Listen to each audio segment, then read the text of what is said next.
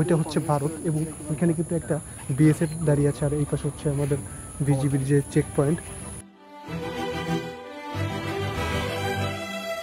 একদিনের বেনাপোল ভ্রমণের সবাইকে জানাই স্বাগতম। আমাদের এ পর্বে গিয়েছিলাম ভারত বাংলাদেশ সীমান্তের অন্যতম গুরুত্বপূর্ণ স্থলবন্দর বেনাপোলে। সেখানে গিয়ে আমরা কোথায় কোথায় ঘুরেছিলাম এবং আপনারা কোথায় কোথায় ঘুরতে পারবেন সবকিছু তুলে ধরার চেষ্টা করব এই ভিডিওতে। প্রথমে খুলনা রেল স্টেশন থেকে বেতনা এক্সপ্রেস 1-এ সকাল 6:15 আমরা রওনা করি বেনাপোলের উদ্দেশ্যে। খুলনা থেকে বেনাপোলের পথে এই ট্রেনটি বেশ কিছু স্টেশন দাঁড়ালেও আমাদের এই যাত্রায় এই ট্রেনটি ছুটতে লাগে দুরন্ত গতিতে। বেনাপোলের পথে যশোরের অপরূপ সৌন্দর্য উপভোগ করতে করতে আমরা পৌঁছে যাই যশোর স্টেশনে। ঠিক তখনই চলে আসে এক ঝমঝমে বৃষ্টি, তাই বৃষ্টির মাঝে বাইরের এই সৌন্দর্য উপভোগ না করে আর আমি থাকতে পারলাম না। এরপর আমরা পৌঁছে যাই বেনাপোল স্টেশনে। স্টেশন থেকে বেরিয়ে জনপ্রতি 10 টাকাতে চলে যাই বেনাপোল ইমিগ্রেশন প্যাসেঞ্জার টার্মিনাল, যেখান দিয়ে মূলত দুই দেশের মানুষ যাতায়াত করে থাকে এবং ইমিগ্রেশনের সকল কার্যক্রম এখানেই সম্পূর্ণ হয়ে থাকে। একটু সামনে যেতেই দেখি ভারত বাংলাদেশ সীমান্ত, আর এখান থেকে দেখা যাচ্ছিল ভারতের পশ্চিমবঙ্গ জেলার পেট্রাপোল বন্দরটি। সত্যি এই মুহূর্তটা যেন এক অন্যরকম অনুভূতি জায়গায়, মনে হচ্ছে এক পা বাড়ালেই বুঝি চলে যাব ভারতের মাটিতে। নিরাপত্তার কারণে সামনের দিকে যাওয়া সম্ভব ছিল না, তাই শুধু দূর থেকে পেট্রাপোল বন্দরের দৃশ্যগুলো উপভোগ করলাম।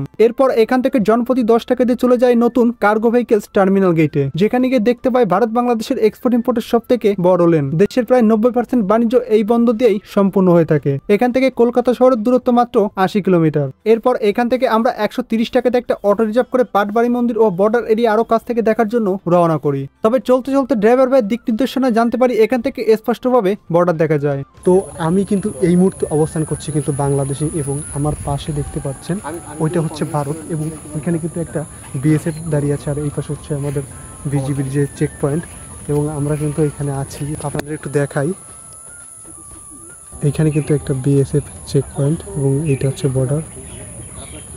তবে সীমান্তর কাছাকাছি দাঁড়িয়ে দুই দেশের সীমান্ত এত স্পষ্টভাবে দেখা সত্যি এক অন্যরকম অভিজ্ঞতা ছিল আমার কাছে।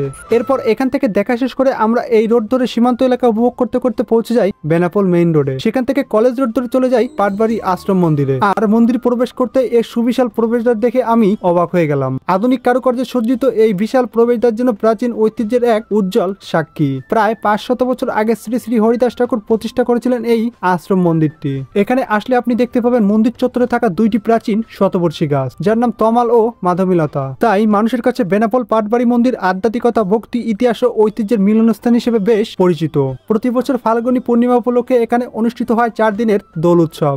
বর্তমানে আশ্রম প্রাঙ্গণে নতুন নাট মন্দির কমপ্লেক্স নির্মাণ কাজ চলমান রয়েছে, যা সম্পূর্ণ হলে এর সৌন্দর্য ও ধর্মীয় গুরুত্ব আরো বৃদ্ধি পাবে। আপনারা যদি বেনাপোলে একদিনে ভ্রমণে আসতে চান তাহলে এই জায়গাগুলো এক্সপ্লোর করতে পারেন। এছাড়া সীমান্ত এলাকার দৃশ্যগুলো আরো কাছ থেকে উপভোগ করতে পারেন।